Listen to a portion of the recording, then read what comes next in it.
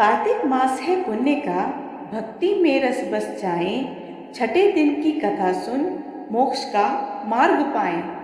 हरे कृष्णा। आप सभी पर कान्हा जी का आशीर्वाद सदैव बना रहे। कार्तिक मास हिंदू धर्म में विशेष महत्व रखता है और इस मास के छठे दिन की कथा मोक्ष प्राप्ति का मार्ग दिखाने वाली है। ये कथा श्रद्धा, भक्ति और भगवान के प्रति समर्पण का अद्वितीय उदाहरण है। इस दिन की कथा से न केवल पापों से मुक्ति मिल सकती है, बल्कि मोक्ष के द्वार भी खुलते हैं। तो आइए श्रोताओं, भगवान श्री कृष्ण का नाम लेकर पहले हम एक उनकी कथा सुनते हैं। उसके बाद हम सुनेंगे कार्तिक मास महात्म्य का छठा अध्याय। एक बार किसी गांव में हरिदास नाम का एक किसान रहा करता था। वह श्री कृष्ण भगवान का बहुत बड़ा भक्त था। वह रोज उनकी पूजा किया करता था। लगभग हर महीने ही वह वृंदावन जाता और वहां जाकर भगवान को पेड़ों का भोग लगाता। वृंदावन में भगवान श्री कृष्ण को पेड़ों का भोग जरूर लगाया जाता है, क्योंकि यह उनके प्रिय भोगों में से एक है। वह किसान भगवान को भोग लगाने के बाद बचे हुए पेड़े घर लाता और आसपास के लोगों में बांट दिया करता था। लगभग कई सालों से यही क्रम ऐसे ही चल रहा था। एक दिन वह किसान वृंदावन में बांके बिहारी जी के दर्शन करने जा रहा था। तभी उसने रास्ते में एक हलवाई की दुकान देखी, जिस पर एक खास तरह की मिठाई बन रही थी। उसे देखकर हरिदास को कुछ समझ नहीं आया, तो उसने हलवाई से ही पूछ दिया, अरे भैया, आप ये क्या मिठाई बना रहे हो? हलवाई बोला, अरे भैया, इसे खुरचन कहते हैं, खुरचन, और ये यहाँ की बहुत ही प्रसिद्ध मिठाई है और नंद लाला को तो ये बहुत ही पसंद है। इसे जरा खाकर तो देखो। हरिदास बोला, नहीं, पहले मैं अपने कान्हा को भोग लगाऊंगा, फिर मैं खुद खाऊंगा। अच्छा, तुम एक काम करो, आज मुझे पेड़ों की जगह यह मिठाई ही दे दो। हलवाई से मिठाई लेकर वह किसान मंदिर पहुंच गया। बांके बिहारी जी की पूजा करी, उन्हें भोग लगाया और वह मिठाई लेकर वापस अपने गांव आ गया। उसके बाद वह किसान हर महीने अब तो कान्हा जी को खुरचन का भोग लगाने लगा।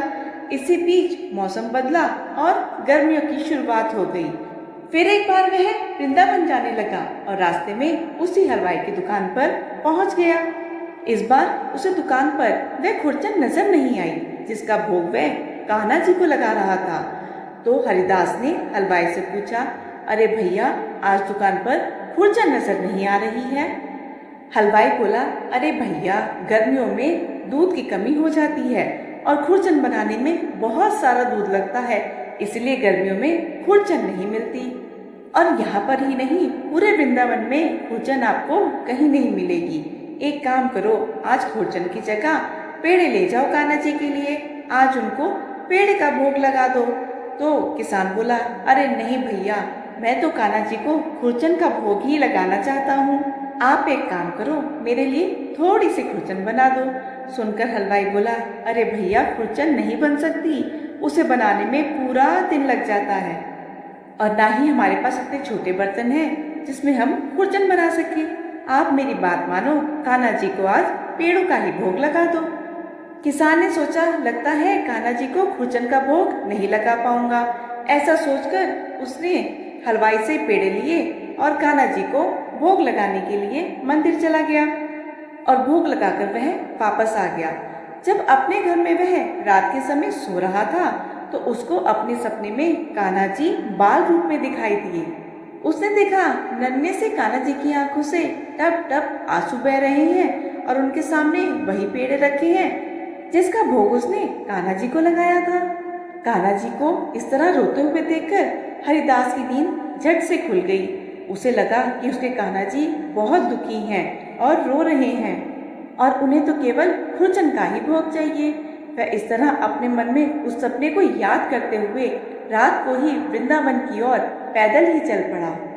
रास्ते पे वह चलता जा रहा था और चलते चलते वह किसी तरह हलवाई की उसी दुकान पर पहुंच गया जहां खुरचन बनती थी। वह लगातार सारी रात चलता रहा था।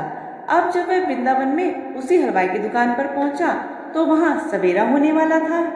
हलवाई भी इतने समय में उस किसान को अच्छी तरह जान गया था, क्योंकि लगभग हर महीने ही वह किसान उस हलवाई की दुकान पे कान्हा जी को भोग लगाने के लिए खुरचन लेने जाता था। हलवाई ने जब उस किसान को देखा तो बोला, अरे भाई जी, इतनी सुबह सुबह क्या बात है? तो किसान बोला, अरे भैया, आप तो मुझे ये बता दो कि खुरचन कैसे बनेगी, नहीं तो मेरे नंदलाला तो भूखे रह जाएंगे। हलवाई बोला, हमारे जैसी खुरचन तो पूरे वृंदावन में कोई नहीं बनाता, हम तुम्हें कैसे बता दें? मुझे तो लगता है तुम्हें तो किसी हलवाई ने यह पता करने के लिए भेजा है कि हमारे यहाँ खुरचन कैसे बनाई जाती है, क्योंकि इतनी स्वादिष्ट खुरचन तो केवल हमारे यहाँ मिलती है, और यहाँ तो कान्हा जी का नाम लेकर झूठी मनगढ़ंत कहानियाँ बना रहे हो ताकि मैं तुम्हें खुरचन बनाने की सारी विधि बता दूँ। चलो भागो यहाँ से और फिर यहाँ दोबारा नजर मत आना। हलवाई से डांट फटकार सुनकर किसान बेचारा दुखी हो गया और वह कान्हा जी के मंदिर के बाहर जाकर चुपचाप बैठ गया। दुख के मारे वह कान्हा जी के दर्शन करने भी नहीं गया। खाली हाथ जाता तो क्या करता, उसे तो नंदलाला के लिए खुरचन का भोग ही चाहिए था। अब इधर किसान को मंदिर की सीढ़ियों पर बैठे बैठे सुबह से शाम हो गई। वह भूखा प्यासा वहीं बैठा रहा और हरे कृष्ण का जाप करता रहा। शाम के समय वही हलवाई जिसने हरिदास को डांटकर भगा दिया था, किसी तरह किसान को ढूंढते हुए आया। कहने लगा, भाई जी, आपको मैं बहुत देर से ढूंढ रहा हूँ। मैंने आपको दुकान से भगा दिया और उसके बाद मेरी दुकान पर एक भी ग्राहक ही नहीं आया। शाम तक सारी मिठाइयाँ ऐसे ही रखी रही और सारी मिठाइयाँ बासी हो गई। ऐसा तो पहले कभी भी नहीं हुआ था। आप मुझे माफ़ कर दो और मेरे साथ चलो, मैं आपको अभी खुरचन बना कर देता हूँ। नंदलाला तो तुम्हारे द्वारा केवल मेरी मिठाई का भोग लेना चाह रहे थे और मैंने क्या किया, तुम्हें डांट कर दुकान से भगा दिया। अब मेरे साथ चलो, मैं तुम्हें खुरचन बना कर दूंगा। किसान कहने लगा, मुझे माफ़ करो भाई, मेरी वजह से तुम्हें कष्ट हुआ, तुम्हें ढूंढते हुए मुझे यहाँ तक आना पड़ा।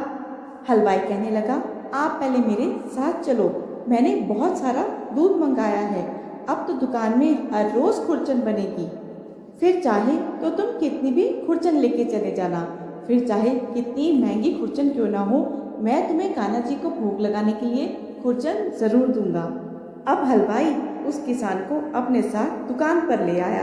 पूरी रात खुरचन बनाने में लग गई और सुबह होते ही मंदिर के कपाट खुलते ही किसान ने कान्हा जी को खुरचन का भोग लगाया और उस हलवाई ने सारी खुरचन प्रसाद के रूप में बांट दी। अब किसान के मन की जो बेचैनी थी, उदासी थी, वह भी दूर हो गई, क्योंकि उसके नंदलाला ने उसके हाथ से खुरचन का भोग जो ग्रहण कर लिया था। प्यार से बोलिए, बांके बिहारी लाल की जय। अब सुनिए आज का कार्तिक मास महात्म्य का अध्याय। नारद जी बोले, जब 2 घड़ी रात बाकी रहे तब तुलसी की मृत्तिका, वस्त्र और कलश लेकर जलाशय पर जाएं। कार्तिक में जहाँ कहीं भी प्रत्येक जलाशय में जल में स्नान करना चाहिए। गर्म जल की अपेक्षा ठंडे जल में स्नान करने से 10 गुना पुण्य होता है, उससे 100 गुना पुण्य बाहरी कुएं में जल में स्नान करने से होता है, उससे अधिक पुण्य बावड़ी में और उससे भी अधिक पुण्य पोखर में स्नान करने से होता है, उससे 10 गुना झरनों में और उससे भी अधिक पुण्य कार्तिक में नदी स्नान करने से होता है, उससे भी 10 गुना पुण्य वहाँ होता है जहाँ 2 नदियों का संगम हो, और यदि कहीं 3 नदियों का संगम हो तब तो पुण्य की कोई सीमा ही नहीं है। स्नान से पहले भगवान का ध्यान करके स्नानार्थ संकल्प करना चाहिए। फिर तीर्थ में उपस्थित देवताओं को क्रमशः अर्घ्य, आचमनीय आदि देना चाहिए। अर्घ्य मंत्र इस प्रकार है, हे कमलनाथ आपको नमस्कार है, हे जलशाही भगवान आपको नमस्कार है, हे ऋषिकेश आपको नमस्कार है, मेरे दिए अर्घ्य को आप ग्रहण करें। बैकुंठ, प्रयाग तथा बद्रिकाश्रम में जहाँ कहीं भगवान विष्णु गए वहाँ उन्होंने 3 प्रकार से अपना पांव रखा था। वहाँ पर ऋग्वेदों यज्ञों सहित सभी देवता मेरी रक्षा करते रहे। हे जनार्दन, हे दामोदर, हे देवेश, आपको प्रसन्न करने हेतु मैं कार्तिक मास में विधि विधान से ब्रह्म मुहूर्त में स्नान कर रहा हूँ। आपकी कृपा से मेरे सभी पापों का नाश हो। हे प्रभु, कार्तिक मास में व्रत तथा विधि पूर्वक स्नान करने वाला मैं अर्घ्य देता हूँ। आप राधिका सहित ग्रहण करें। हे कृष्ण, हे बलशाली राक्षसों का संहार करने वाले भगवान, हे पापों का नाश करने वाले, कार्तिक मास में प्रतिदिन दिए हुए मेरे इस अर्घ्य द्वारा कार्तिक स्नान का व्रत करने वाला फल मुझे प्राप्त हो। तत्पश्चात विष्णु, शिव तथा सूर्य का ध्यान करके जल में प्रवेश कर नाभि के बराबर जल में खड़े होकर विधि पूर्वक स्नान करना चाहिए। गृहस्थी को तिल और आंवले का चूर्ण लगाकर तथा विधवा स्त्री व यति को तुलसी की जड़ की मिट्टी लगाकर स्नान करना चाहिए। सप्तमी, अमावस्या, नवमी, त्रयोदशी, द्वितीया, दशमी आदि तिथियों को आंवला तथा तिल से स्नान करना वर्जित है। स्नान करते हुए निम्न शब्दों का उच्चारण करना चाहिए। जिस भक्ति भाव से भगवान ने देवताओं के कार्य के लिए 3 प्रकार का रूप धारण किया था, वही पापों का नाश करने वाले भगवान विष्णु अपनी कृपा से मुझे पवित्र बनाए। जो मनुष्य भगवान विष्णु की आज्ञा से कार्तिक व्रत करता है, उसकी इंद्रादि सभी देवता रक्षा करते हैं, इसलिए वह मुझको पवित्र करें। बीजों, रहस्यों तथा यज्ञों सहित वेदों के मंत्र, कश्यप आदि ऋषि, इंद्रादि देवता मुझे पवित्र करें। अदिति आदि सभी नारियां, यज्ञ, सिद्ध, सर्प और समस्त औषधियां व तीनों लोकों के पहाड़ मुझे पवित्र करें। इस प्रकार कहकर स्नान करने के बाद मनुष्यों को हाथ में पवित्री धारण करके देवता, ऋषि, मनुष्य तथा पितरों का विधि पूर्वक तर्पण करना चाहिए। तर्पण करते समय तर्पण में जितने तिल रहते हैं, उतने वर्ष पर्यंत व्रती के पितृगण स्वर्ग में वास करते हैं। उसके बाद व्रती को जल से निकलकर शुद्ध वस्त्र धारण करने चाहिए।